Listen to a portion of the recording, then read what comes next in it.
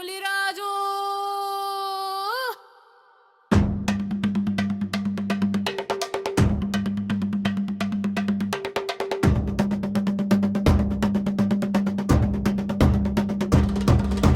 పులిరాజు తన పుట్టినరోజు సందర్భంగా జంతువులకు పరుగు పందాల పోటీ పెట్టాడు. పోటీలో పాల్గొనడానికి ఏనుగు, ఎలుగుబంటి, నక్క ముందుకు వచ్చాయి. అవి మూడు పోటీల కోసం నెల రోజులుగా సాధన చేశాయి. వేటికవే తామే విజయం పొందుతామనే నమ్మకంతో ఉన్నాయి.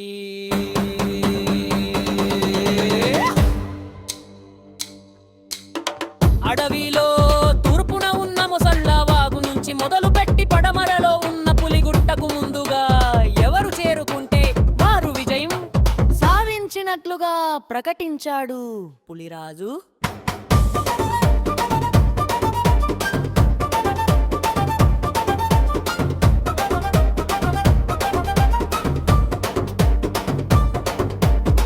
అడవిలోని జంతువులు పక్షులు పోటీ చూడటానికి వచ్చాయి. ముసల్లవాగు దగ్గర ఏనుగు, ఎలుగుబంటి, నక్క పరుగు పందేనికి సిద్ధంగా ఉన్నాయి. కొంగ ఎర్రటి జెండా ఊపి పరుగు పందే ప్రారంభించింది. మూడు పరుగు ప్రారంభించాయి.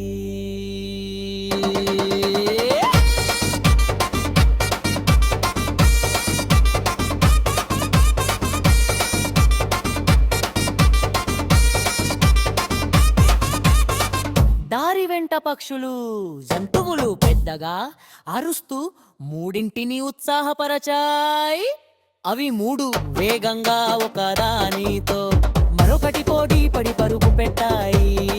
పులిగుట్ట దగ్గర పులిరాజు ఆసనం మీద కూర్చొని ఎవరు ముందు చేరుతారోనని ఆసక్తిగా చూస్తున్నాడు. అతని చుట్టూ పరివారం కూర్చొని ఉంది.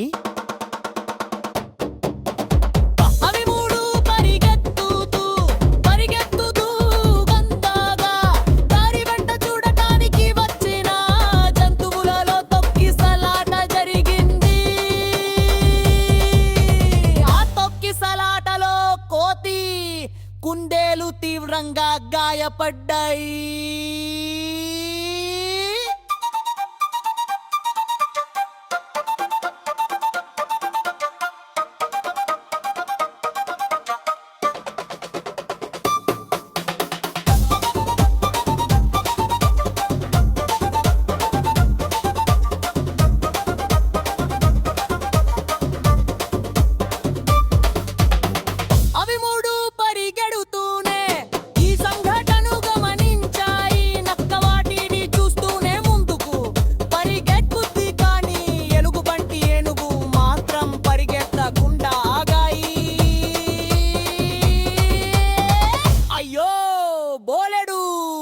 రక్తం పోయింది. అంటూ నక్క వెనుక పరుగు తీసింది. ఎలుగుబంటి, ఏనుగు మాత్రం అక్కడే ఉండి నీటితో కోతి కుందేలు గాయాలను శుభ్రం చేసింది. పక్కనే ఉన్న పొదల్లోకి వెళ్లి ఔషధ మొక్కల ఆకులు తీసుకొచ్చి కోతి కుందేలు గాయాలకు వాటి పసరు పూసింది. అక్కడే ఉన్న మర్రి చెట్టు కింద కూర్చోబెట్టి విశ్రాంతి తీసుకోమని చెప్పి ఎలుగుబంటి వెనుక పరుగు తీసింది. అన్నిటికన్నా ముందుగా నక్క పులిగుట్టకు చేరి విజయం పొందింది. ఆ తరువాత ఎలుగుబంటి పులిగుట్టకు చేరింది. చాలా ఆలస్యంగా ఏనుగు పులిగుట్టకు చేరింది. పోటీలో దక్కిన నక్కను అభినందించి ఖరీదైన బహుమతులు ఇచ్చాడు.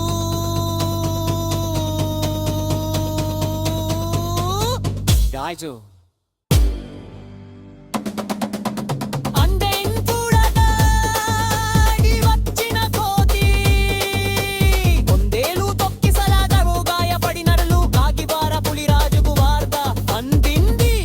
ఏనుగు పరుగును ఆపి వాటికి వైద్యం చేసి ప్రాణభిక్ష పెట్టిన విషయం తెలిసింది. పులిరాజు ఏనుగును దగ్గరకు తీసుకుని మిక్కమమా పరుగు బండ చూడటానికి వచ్చి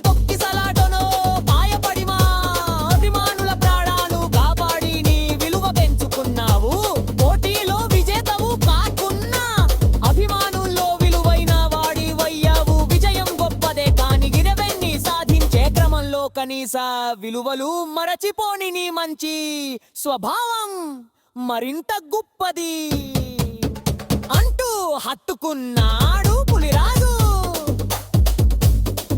నక్క బుగును వర్తికి గేవే లక్ష్యంగా పరుగు తీసాయి, కానీ అవి కనీస ధర్మంగా గాయపడిన వాటిని కాపాడే ప్రయత్నం చేయనందు సిగ్గుపడ్డాయి.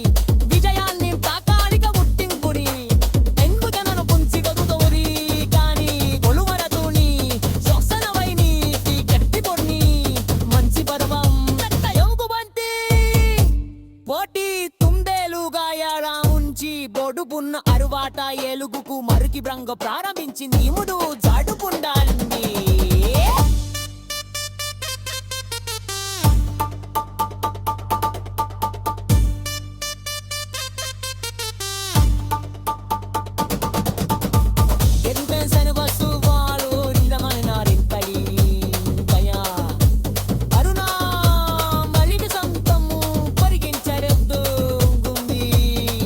స్థానంలో వచ్చిన సని సర్కాయను చేసిన నాడి